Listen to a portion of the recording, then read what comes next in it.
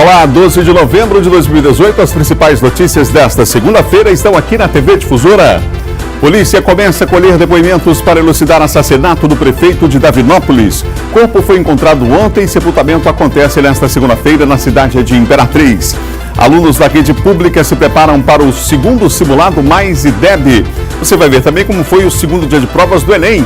E do estúdio, o assunto é o combate e a prevenção ao trabalho escravo. No esporte, o Sampaio vence, mas empate do CRB rebaixa o time maranhense para a Série C do Brasileiro ano que vem. Na abertura da Copa FMF, o Pinheiro dá goleada no Bacabal. O Bom Dia Maranhão está começando agora.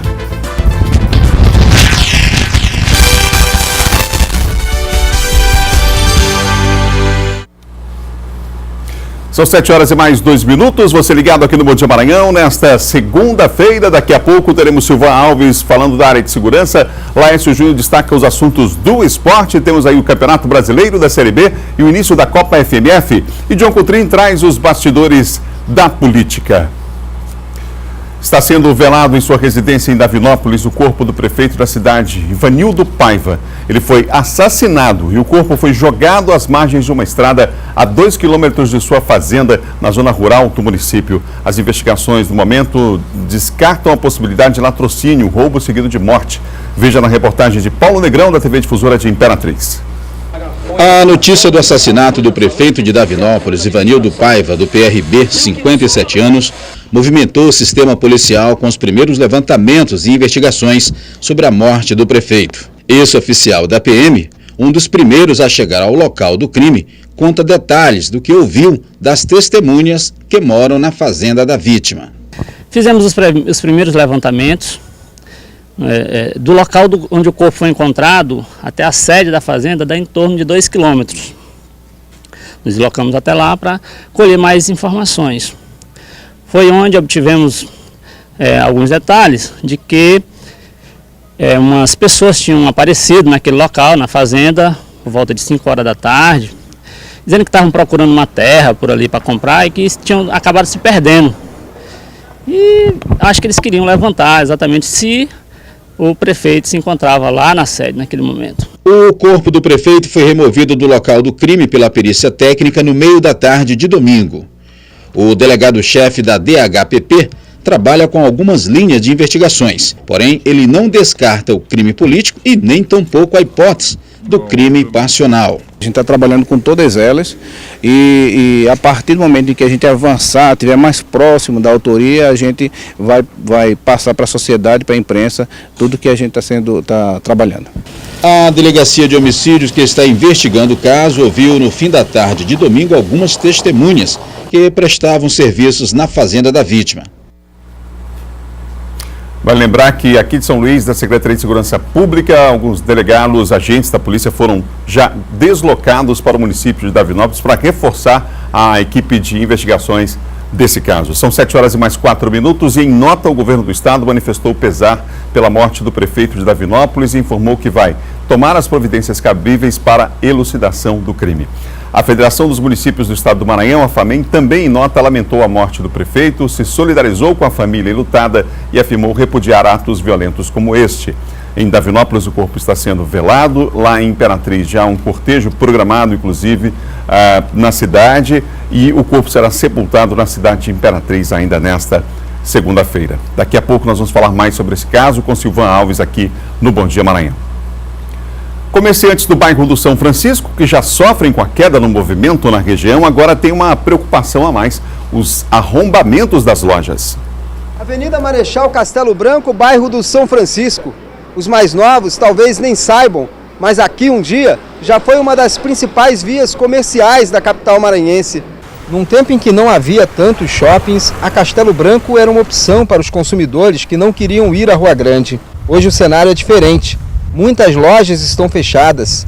De quem é a culpa? Uma questão de crise financeira, eu acredito. Porque lá no centro está tendo arrombamento direto e as lojas continuam abertas. Para o seu Edilson, que trabalha aqui há 30 anos, a redução dos consumidores não é apenas reflexo da crise.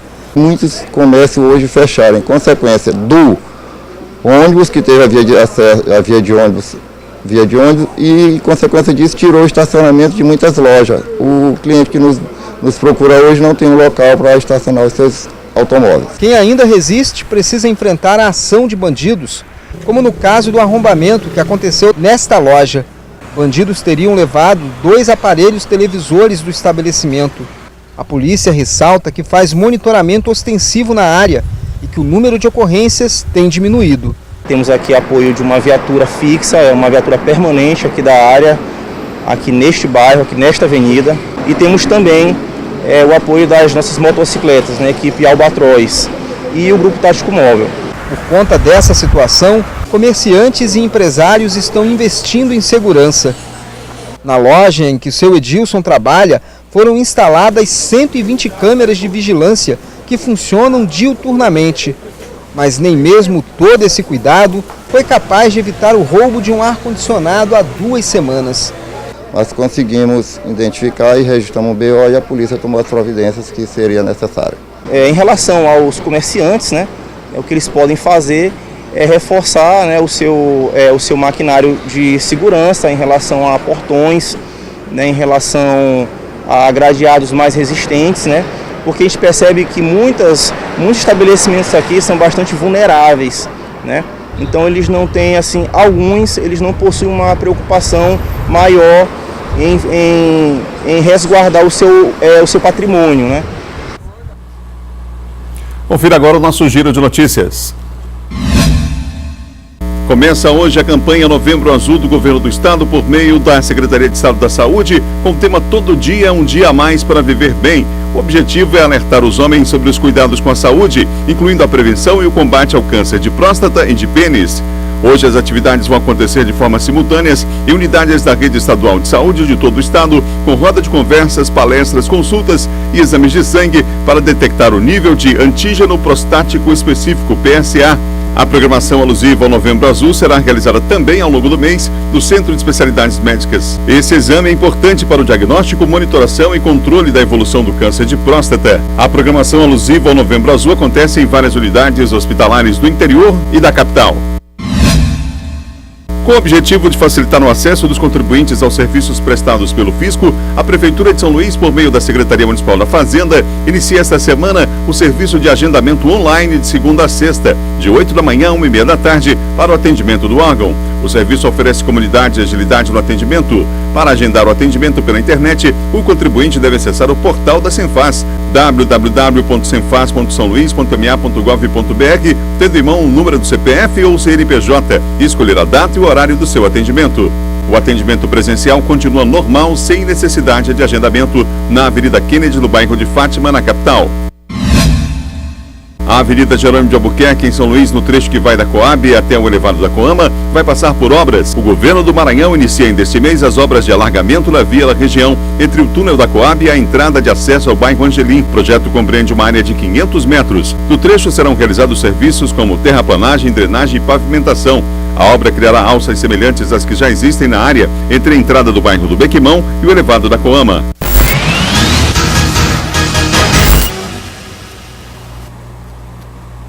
Nós vamos voltar a falar de segurança aqui no Bom Dia Maranhão, com o Silvan Alves aqui no Bom Dia. Olá, Silvan.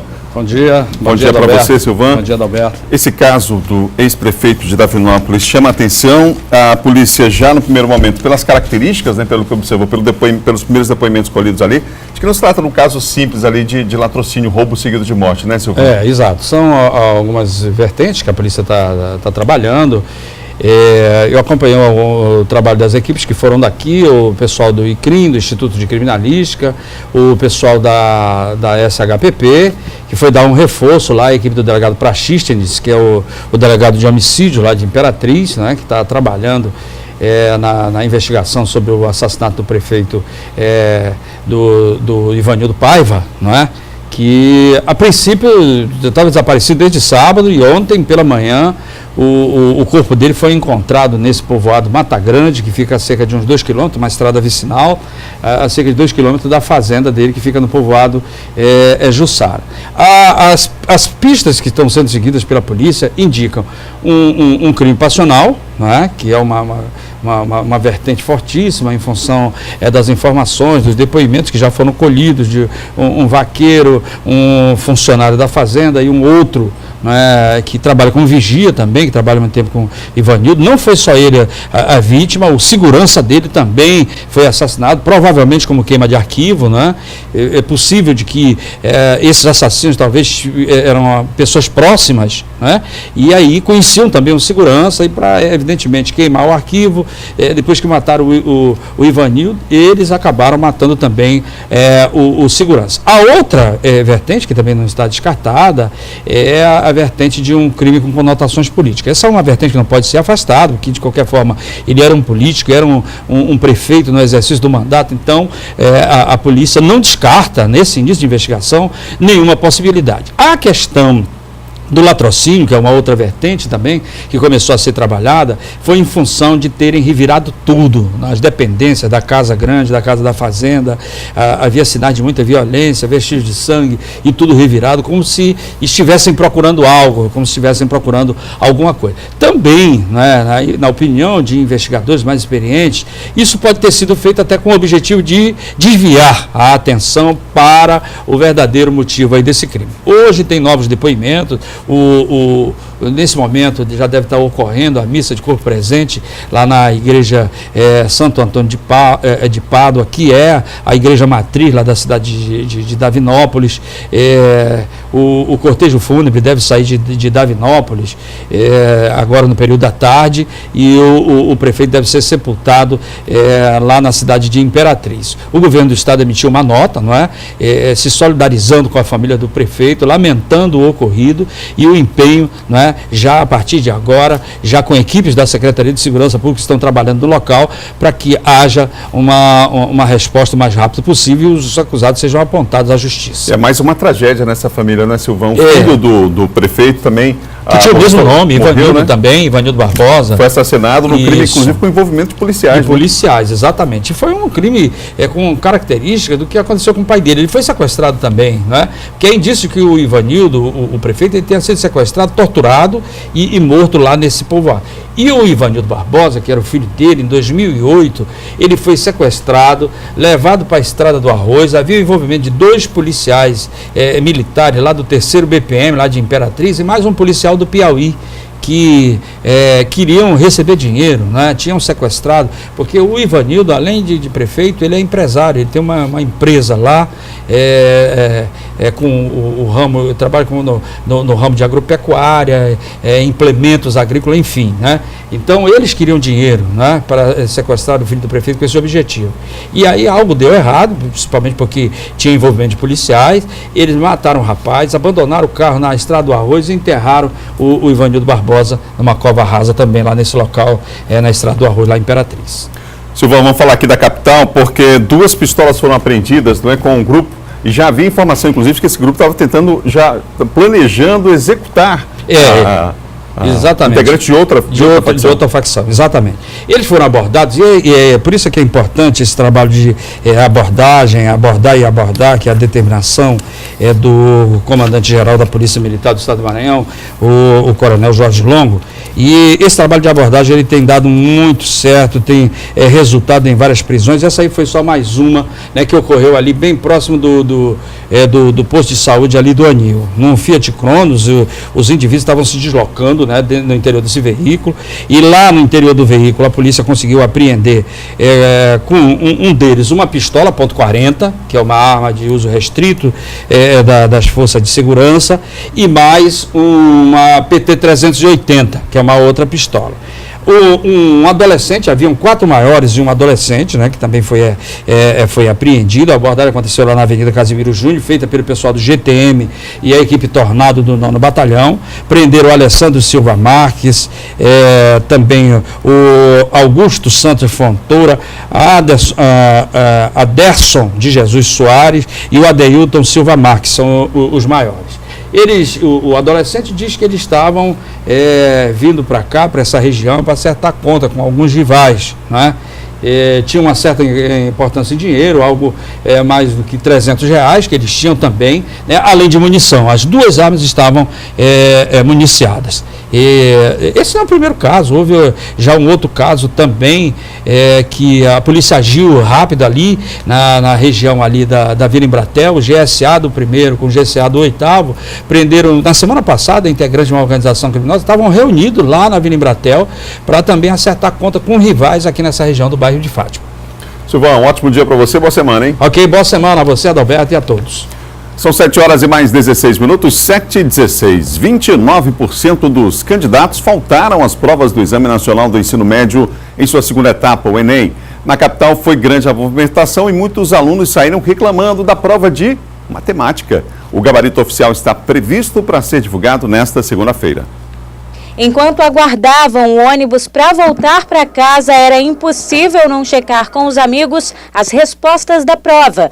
É que a expectativa pelo resultado, que só deve sair no final do mês que vem, já está a 1000 para eles, que sonham em fazer um curso superior.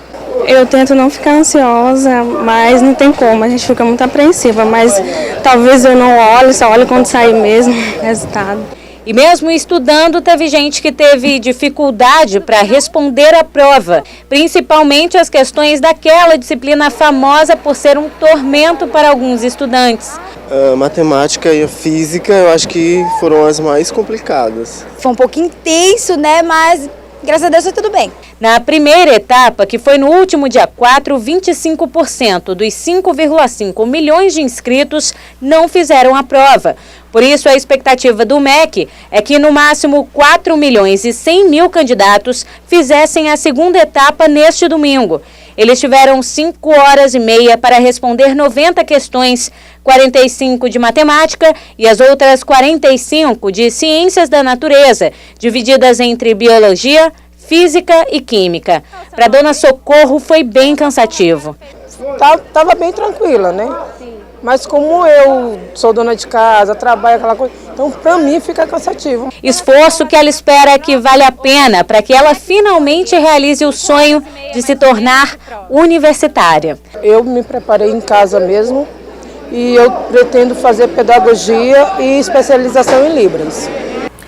São 7 horas e mais 18 minutos. Do próximo bloco, Caravana da Liberdade começa hoje em 3 municípios maranhenses com o objetivo de combater e prevenir o trabalho escravo. E mais, ex-governadora Rosiana quer o controle do MDB no Maranhão. Assunto para John Coutrinho, nós voltamos já depois do intervalo.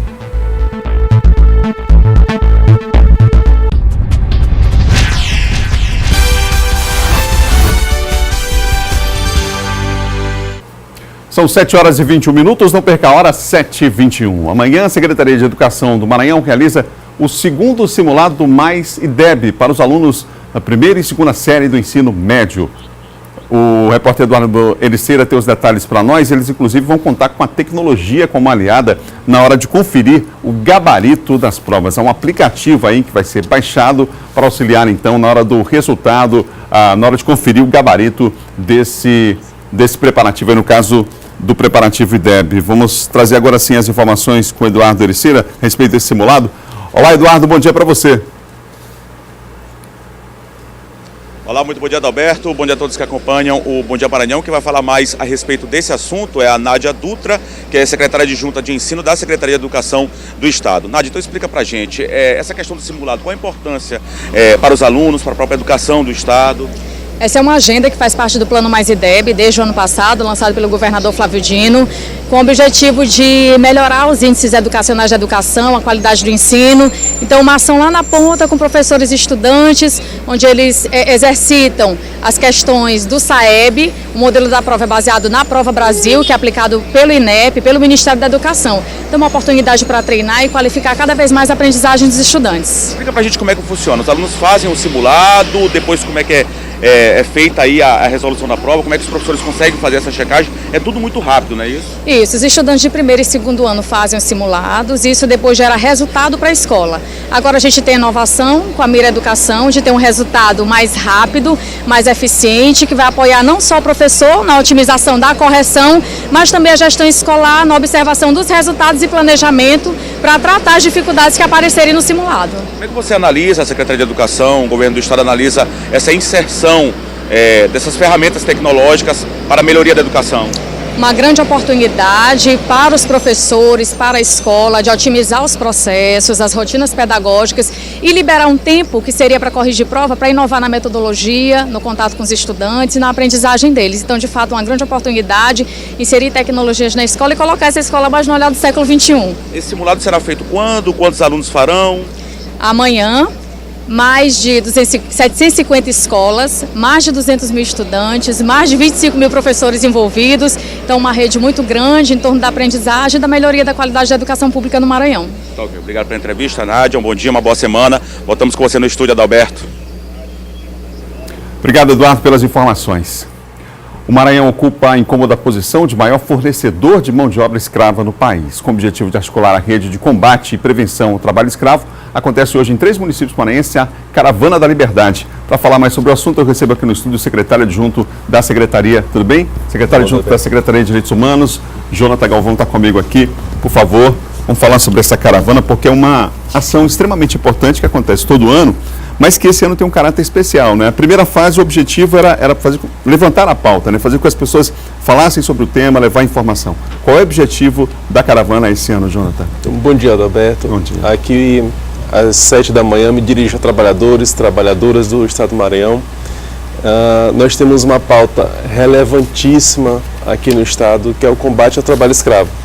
Felizmente, o tema trabalho escravo vem sendo tratado por algumas pessoas como se tivesse acabado com a Lei Áurea. É uma grande inverdade. Hoje o Estado do Maranhão, inclusive, ele tem esse ranking de o Estado que mais fornece trabalhadores e trabalhadoras na condição análoga de escravo, né?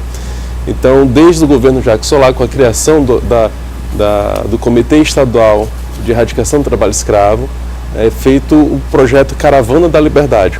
Ele tem o objetivo de chamar a atenção para essa realidade no Estado maranhense e nessa versão da Caravana da Liberdade nós estamos com a expectativa de criar os comitês municipais de erradicação do trabalho escravo. Qual é a importância desse comitê? Como é que eles vão agir na prática?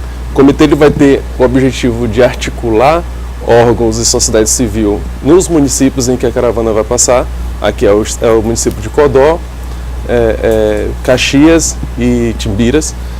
Nesses municípios, a sociedade civil e o poder público local vai se organizar para receber denúncias e articular as políticas públicas locais para atender aos casos de trabalho escravo. Além disso, nós temos a oportunidade de criar redes de atendimento de trabalhadores e trabalhadoras resgatados em situação de trabalho escravo. O que significa essa rede de atendimento? Explica melhor para a gente. A rede de atendimento seria a junção e a articulação de diversos serviços que vão ser úteis para atingir aquelas pessoas que estão ou vulneráveis ao trabalho escravo ou que de fato foram vítimas, né? No caso, serviços que vão desde a capacitação profissional, saúde, educação, até mesmo as denúncias e a questão mesmo de resgate de pessoas em situações análogas a de trabalho escravo. Jonathan, ainda hoje há falta de informação das pessoas quanto o que caracteriza o trabalho escravo? Quer dizer, às vezes o cidadão se submete àquela situação, mas ele não compreende que ali, por exemplo, há um crime, né? Há um fato criminoso ali. Há ainda essa falta de informação? É importante a gente saber o seguinte: o trabalho escravo, a característica do Maranhão hoje, ele muito em questão da vulnerabilidade social. As pessoas em situação de vulnerabilidade, falta de trabalho, precisando pagar as contas, precisando sobreviver, acaba se submetendo a um tipo de trabalho que é considerado análogo ao trabalho escravo. Esse tipo de trabalho, é bom que se frise, ele é considerado crime, né? E ele tem 4 características: o trabalho degradante, o trabalho forçado, o trabalho em que há restrição ao direito de liberdade e também a questão da servidão por dívida. Qualquer uma dessas características pode caracterizar o trabalho análogo à escravidão e com certeza passível de punição em nível do direito criminal e administrativo. Hoje é o primeiro dia, qual é a cidade contemplada nesse começo? Hoje o município de Codó vai estar recebendo os órgãos e entidades da sociedade civil da Caravana da Liberdade. A programação é uma programação bem interessante, Começa com um seminário, com apresentação de temas mais básicos sobre trabalho escravo, e também na perspectiva de trazer, de prevenir esse trabalho escravo, e conclui com a proposta, né, que é a criação dos conselhos municipais. Lá em Codó, lembrando, a ação acontece lá, a reunião acontece no comercial, a Associação Comercial, Industrial e Agrícola, em Timbiras, no Centro Educacional Paulo Freire, e lá em Caxias, no auditório da Escola Rui Frazão Soares, da Unidade Estadual. O Ministério Público do Trabalho participa também dessas ações? O Ministério Público do Trabalho participa. Importante comentar aqui, Adalberto, que esse tema de trabalho escravo, no cenário atual em que se discute a extinção do trabalho, a extinção do Ministério do Trabalho, em que se discutiu na época de campanha que o Ministério Público do Trabalho atrapalha o desenvolvimento, nós temos aqui, de fato, um tema central, porque o trabalho escravo ele é hoje um dos crimes que mais viola os direitos humanos, mais deixa a população vulnerável.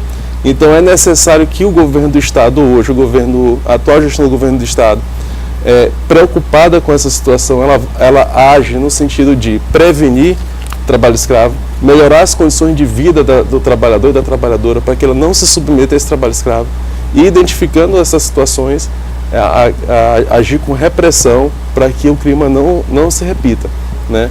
Então, no governo Temer, já há vários auditores do trabalho, enfim, especialistas da área, falavam da preocupação, por exemplo, de diminuir o poder dos auditores na fiscalização, inclusive, desse tipo de atividade. Agora, já se fala, inclusive, a partir do ano que vem, da extinção do Ministério do Trabalho. Não é preocupante essas medidas, do ponto de vista da gestão, não são preocupantes em relação ao combate, por exemplo, a esse tipo de trabalho análogo à escravidão? Nós avaliamos como uma medida extremamente trágica do ponto de vista da proteção do trabalhador e da trabalhadora. É importante notar que o Ministério do Trabalho, ele, além de capitanear as ações de empregos num país que tem 13 milhões de desempregados, ele também age para fiscalizar a atuação daqueles que são empregadores, ou seja, você tem pessoas que utilizam recursos para empregar pessoas, mas ele precisa trabalhar de acordo com a lei. Então o Ministério do Trabalho ele atua no sentido de garantir que os empregadores garantam os direitos básicos desses trabalhadores, que vai incluir o 13º salário, o direito de férias, o recolhimento de FGTS, o recolhimento dos impostos previdenciários. Tudo isso é fiscalizado e incentivado por meio do Ministério do Trabalho. Então, uma declaração como essa, em que se fala da extinção do Ministério do Trabalho, sem dizer como é que vai ficar essa fiscalização, como é que vai ficar a proteção do trabalhador, ela é extremamente preocupante. E aqui nós, do governo do Estado, estamos no caminho inverso.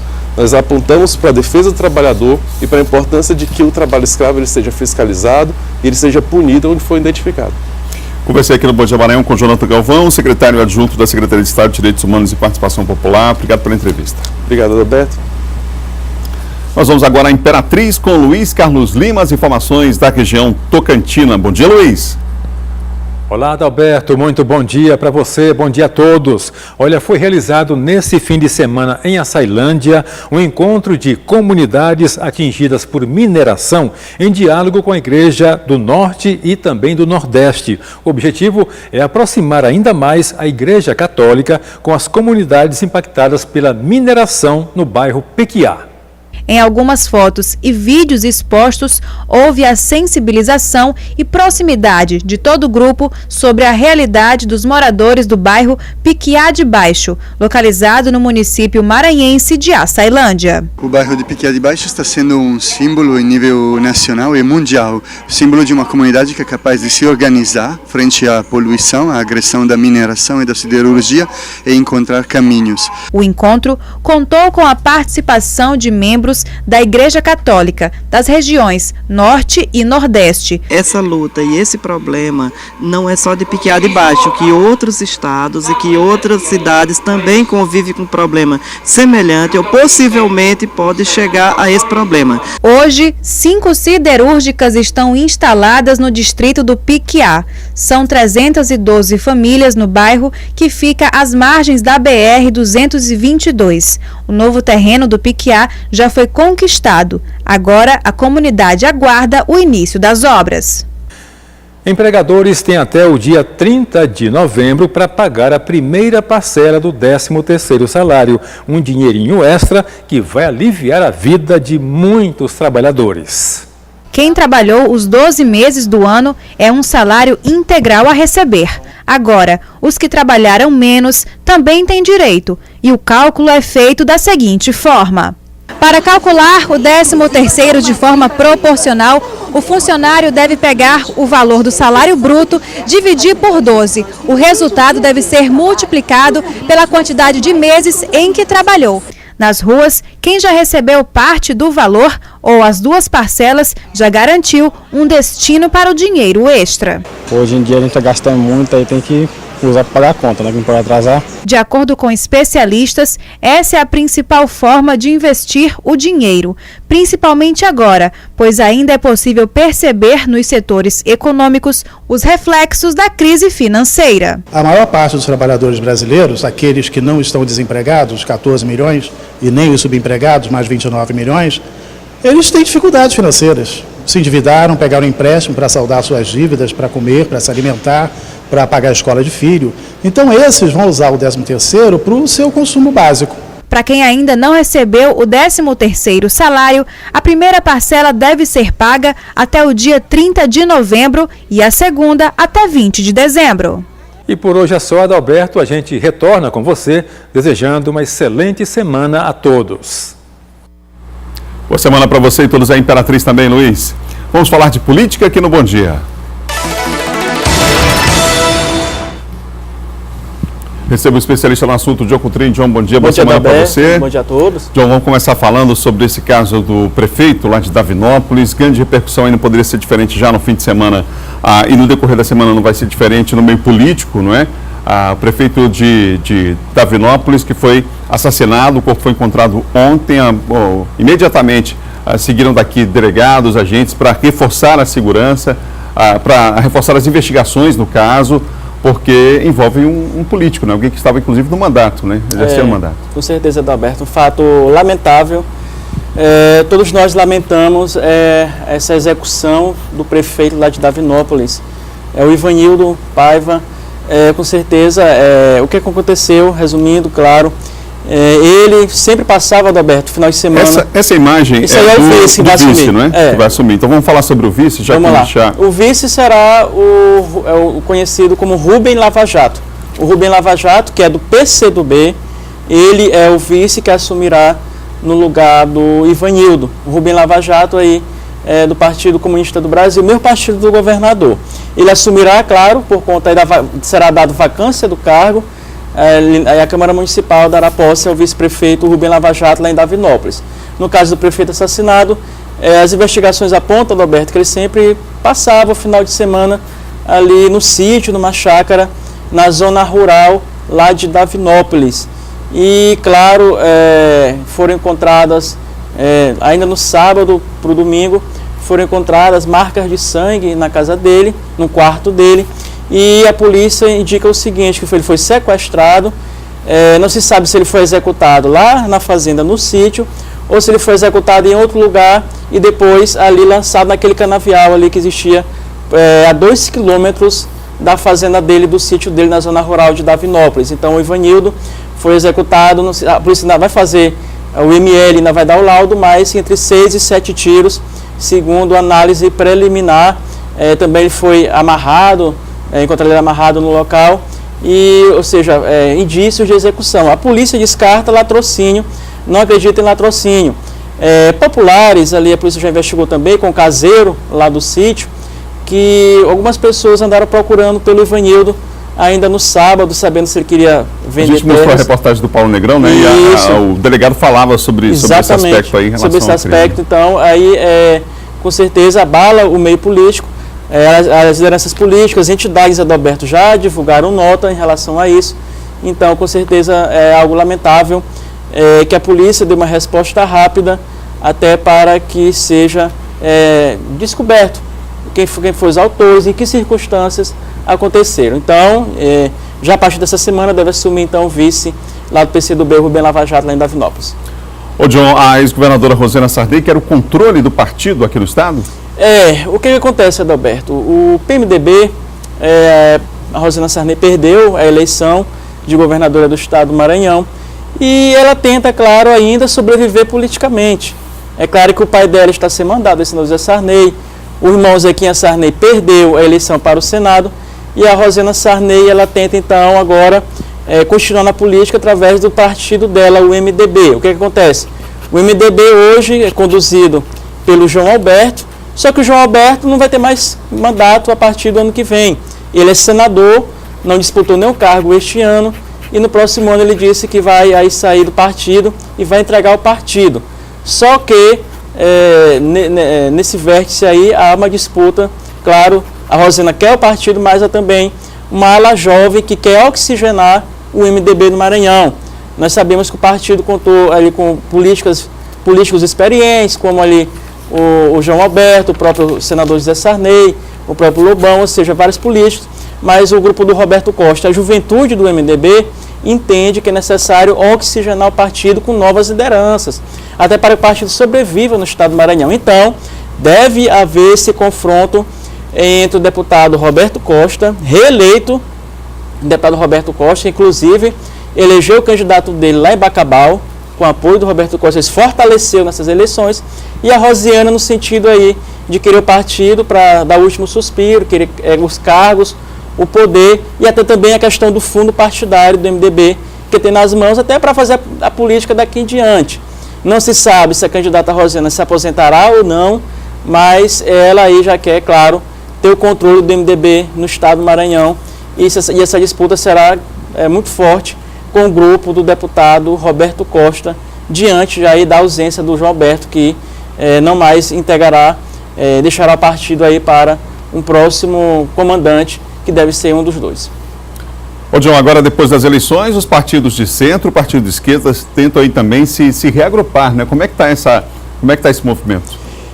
Adalberto, é o seguinte, ontem o Cid Gomes, ele deu uma entrevista aqui no SBT, no programa da noite, após o Silvio Santos, e ele falou, Cid Gomes é senador eleito pelo Ceará, pelo PDT, ele falou o seguinte, que vai haver uma reagrupação desses partidos, por exemplo, lá no Senado, ele quer formar, o PDT quer formar um grupo com o PPS, com a Rede e com o PSB, no sentido de formar um bloco para o futuro.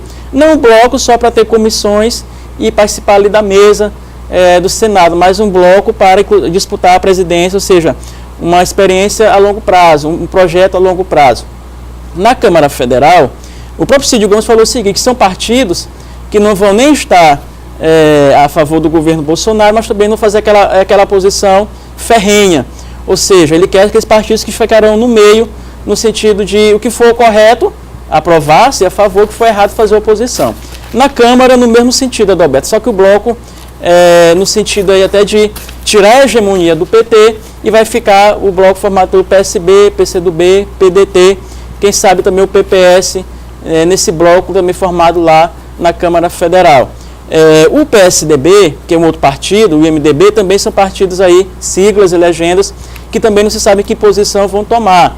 O PSDB, o João Dória trabalha, mas já também outros integrantes do partido querendo aí também ficar nesse meio termo em relação a esse agrupamento. O MDB, tudo indica que deve, digamos, pelos movimentos do Temer, deve aderir ao Bolsonaro, até porque o MDB é um partido fisiologista e ele sempre está a favor dos governos que se elegem. É claro que já há uma disputa de cargos. Para finalizar, já inclusive, Adalberto, o Guedes, que será o superministro da Economia, o ministro da Economia, Paulo Guedes, já tem aí alguns nomes para a sua equipe. Por exemplo, um deles é o Levi, Joaquim Levi, que foi aquele ex-ministro da Fazenda que provocou um arroxo de salários e desempregos, deve ser indicado para o BNDES na gestão do Bolsonaro. E também nós temos aqui o Ivan Monteiro, que é o atual presidente da Petrobras, também deve continuar na gestão do Bolsonaro. Ou seja, muita gente do governo Temer aí deve continuar na gestão do Bolsonaro. Obrigado, John. Ótima semana para você. Obrigado, Alberto. Até amanhã. São 7 horas e mais 43 minutos, 7h43. No próximo bloco, entre outros assuntos, vamos falar de esporte, porque o Sampaio está matematicamente agora sim rebaixado, infelizmente, para a Série C no ano que vem. E a gente vai falar sobre a Copa FMF, que começou com uma goleada do Pinheiro Atlético Clube. A gente volta já depois do intervalo, 7h43. Bom dia, volta já.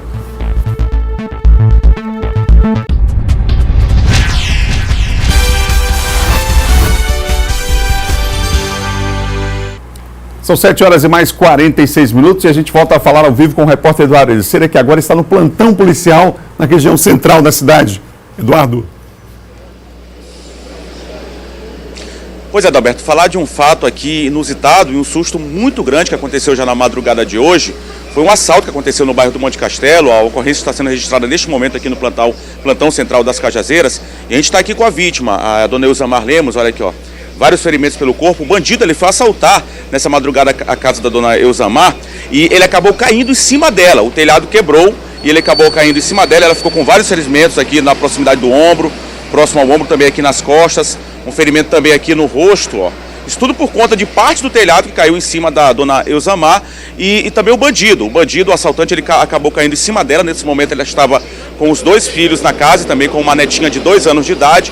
O susto foi muito grande, ela ainda está muito nervosa, conversou agora há pouco com a gente, já está muito nervosa, um susto muito grande. Imagina a situação, o bandido vai assaltar a sua casa, o telhado é quebrado e vem aí cair em cima de você, também junto com o telhado, o bandido. Ela ligou para a polícia militar, teve a ajuda dos vizinhos e o bandido ele foi conduzido aqui para o plantão central das Cajazeiras. Ele vai ser autuado em flagrante e a dona Elzamar ficou susto, mas está registrando neste momento. Felizmente dos males o menor, ficou com ferimentos pelo corpo, mas o bandido acabou sendo preso. Ele foi rendido pelo filho dela que também estava na casa, já foi trazido aqui para o plantão central e logo depois que ela prestar depoimento ela deve voltar para casa, mas um susto muito grande. Voltamos com você, Adalberto, uma ótima semana a todos. Obrigado, Eduardo. A gente entende o fato aí da senhora não querer dar entrevista agora, ainda está abalada com o que aconteceu. Obrigado você pela informação. A gente vai falar mais sobre esse assunto aqui na Difusora. São 7 horas e mais 47 minutos. Olha, a feirinha da cidade foi especial nesse fim de semana, porque foi a primeira edição, inclusive, do projeto, depois que o prefeito Edivaldo Holanda recebeu o Prêmio de Prefeito Empreendedor de 2018, exatamente por conta do projeto da feirinha, não é? O repórter Jair Martins esteve por lá. Comidas típicas, artigos de decoração, artesanato, produtos regionais, plantas e um domingo inteiro de programações culturais. Assim, a feirinha da Praça Benedito Leite já caiu no gosto de visitantes e de quem vive em São Luís. Era necessário já há muito tempo, porque nós somos uma cidade histórica, patrimônio cultural da humanidade, e esse resgate é importantíssimo, não só para a autoestima do ludovicense, para a autoestima do maranhense, mas também para mostrar para o turista o que a gente tem de melhor e que concentra aqui.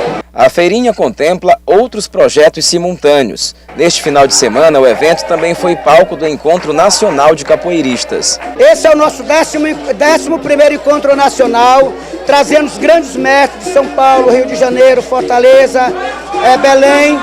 E aí a gente está nessa integridade de capoeira na nossa cidade. A feirinha também guarda histórias de pessoas como seu Edson, produtor rural de Matinha, Maracanã, que aqui tem a oportunidade de vender os alimentos que produz. As pessoas precisam conhecer, as que não vieram até agora, né? Precisa vir conhecer que é um domingo legal, tem tudo que você imaginar que tem na feirinha. Mudando de banca, um outro Edson que vende utilitários para casas, compartilha o mesmo sentimento de satisfação. A gente sempre hoje está geralmente usando muito rede social e aqui as pessoas chegam, tocam no produto e vê. E assim, foi muito bom assim, a praça deu essa oportunidade para a gente estar aqui expondo. Uma feira de oportunidades que garantiu à Prefeitura de São Luís o prêmio de Prefeito Empreendedor na geração de emprego e renda. Além de celebrarmos o prêmio de Prefeito Empreendedor na categoria comercialização, geração de emprego e renda, economia solidária e criativa, hoje também acontece aqui o Encontro Nacional de Capoeira, né, que está acontecendo aqui na feirinha, representantes de todo o Brasil estão aqui. Então, uma felicidade grande receber o prêmio. E a feirinha é um sucesso consolidado, a Prefeitura de São Luís em ação aqui, muito bom, todos nós muito felizes. O prefeito esteve na feira mais uma vez para acompanhar de perto o projeto exitoso. Antes, ele esteve nas obras de revitalização do complexo da Praça Deodoro e da Rua Grande, com a expectativa de conclusão para o mês de dezembro. A finalidade é garantir a esses espaços a mesma utilidade social que promove geração de emprego e renda, cultura e lazer. A previsão de agora, já no mês de dezembro, poder fazer a entrega a obras que estão sendo executadas pelo IFAM em parceria com a Prefeitura de São Luís. E em dezembro nós iremos entregar este espaço também histórico da nossa cidade. Durante muito tempo a população clamou para que esse espaço fosse todo revitalizado e nós temos aí a alegria de poder ver neste momento tudo isso acontecendo.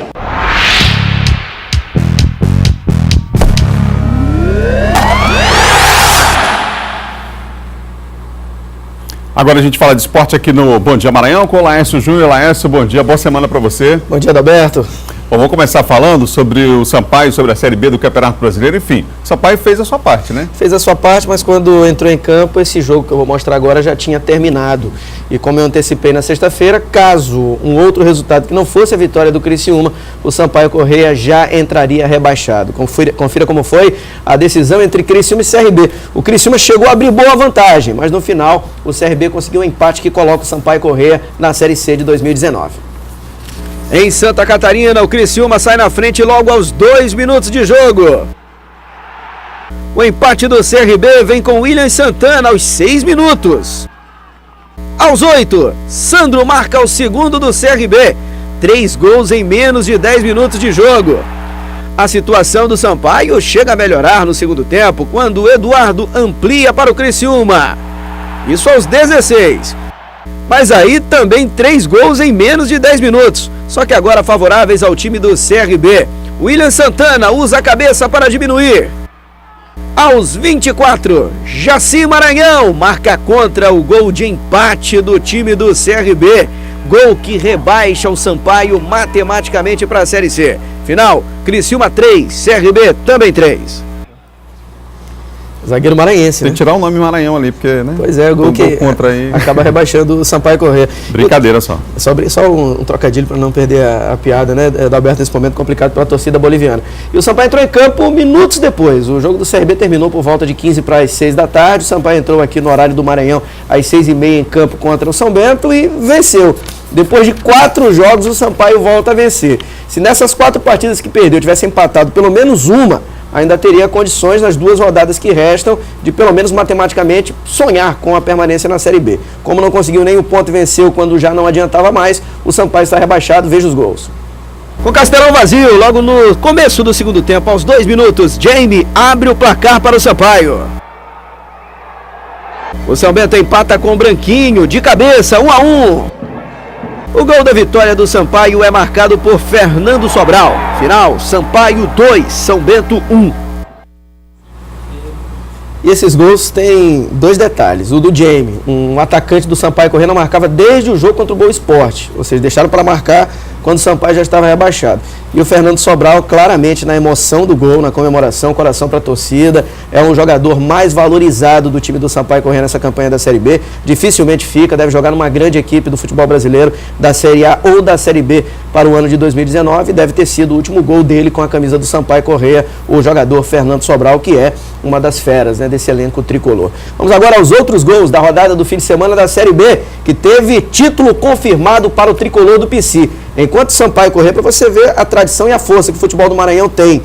O Sampaio já tem 3 títulos nacionais. É o único time do Brasil que ganhou a Série B, Série C e Série D. Né? O Sampaio Corrêa tem todos os campeonatos de divisões de acesso do país. O Fortaleza comemorou no fim de semana o seu primeiro título nacional, o mais importante da sua história. No Serra Dourada, em Goiânia, Juninho abre o placar para o Vila Nova contra o Figueirense. Elias amplia no segundo tempo.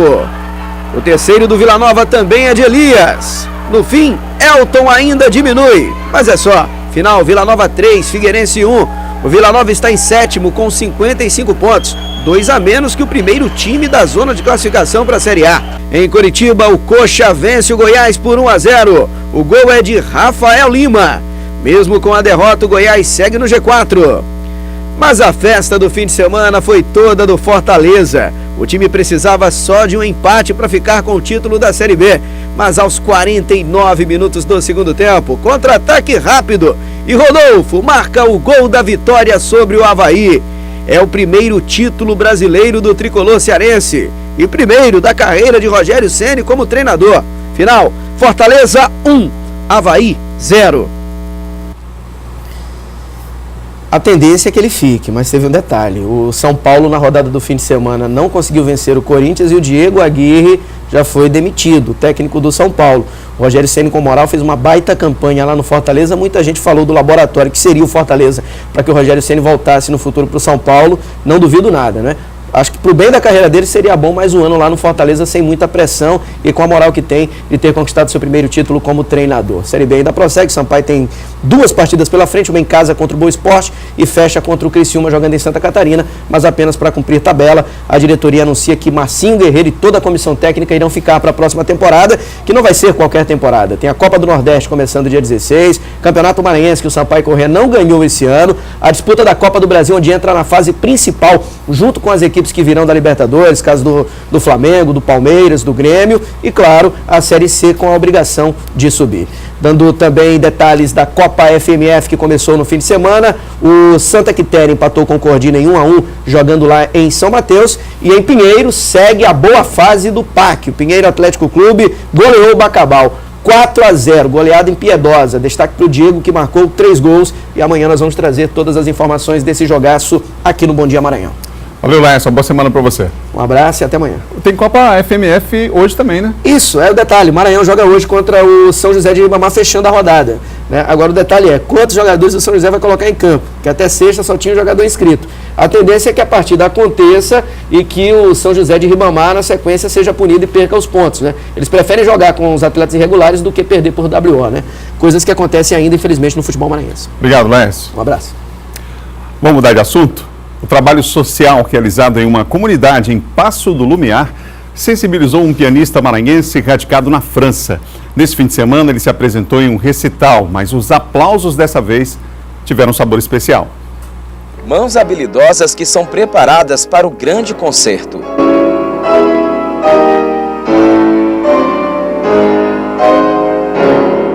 O pianista Marcelo Braga é filho de maranhenses, nasceu em Brasília e hoje é radicado na França.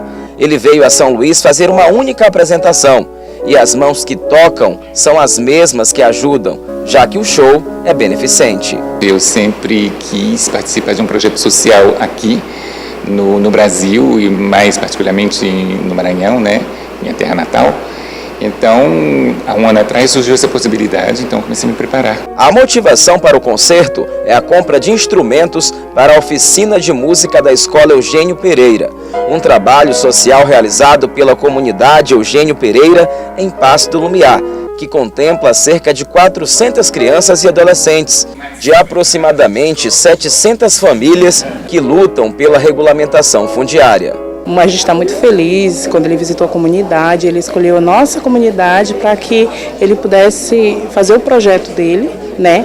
E justamente o dinheiro que vai ser revertido desse recital dele hoje aqui vai ser em prol da compra dos instrumentos musicais para que a gente possa dar andamento à nossa oficina, porque já existe de flauta doce, né?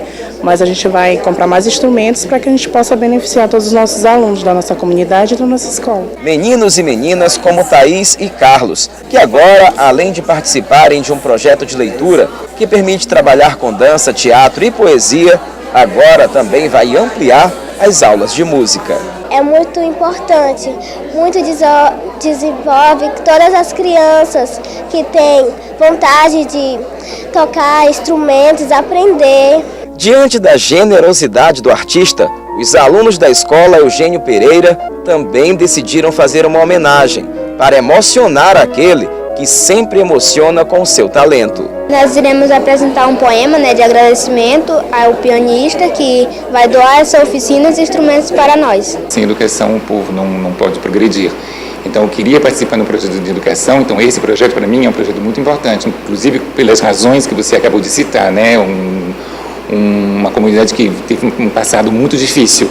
E eu estou contente porque essa verba que vai ser arrecadada aqui vai para a compra de instrumentos. Eles estão querendo fazer uma orquestra de violão. Então eu estou muito contente de participar disso.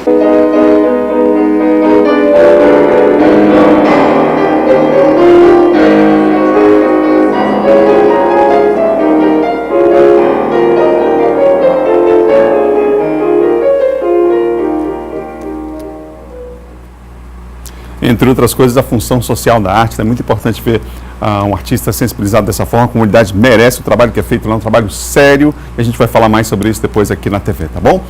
O Bom Dia Maranhão termina agora. Outras notícias no portal M10. A gente se encontra amanhã. Um bom começo de semana para todo mundo. Imagens ao vivo da capital de todos os maranhenses, na Cajazeiras, Avenida das Cajazeiras, ao vivo com imagens para a gente encerrar o Bom Dia de hoje. Até amanhã, a gente se encontra.